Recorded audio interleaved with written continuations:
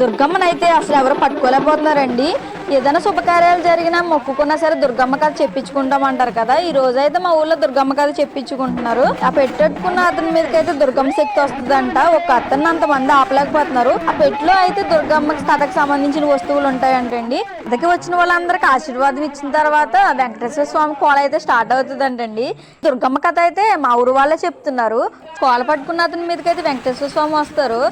ఇంకా ఎంత కష్టపడ్డారు ఆ కోల ఆయన దగ్గర లాక్కోవడానికి. కోల అయిపోయిన తర్వాత అయితే దుర్గమ్మ కథ అయితే స్టార్ట్ అవుతుందండి. దుర్గమ్మ కథ అయితే భూమి ఆకాశం ఆదిశక్తి ఎలా పుట్టించింది, బ్రహ్మ విష్ణు మహేశ్వరులు తల్లి ఎలా అయింది, అక్కడి నుంచి శ్రీనివాస కళ్యాణం తర్వాత వెంకటేశ్వర స్వామి మంగాదేవిని పెళ్లి చేసుకోకుండా పారిపోతే ఇప్పుడు దుర్గమ్మను పిలుస్తారండి వెంకటేశ్వర స్వామి గురించి. ఆవిడైతే నీలంగా చాలా ఉగ్రంగా ఉంటుంది, అసలు ఎవరు పట్టుకోలేకపోతారు.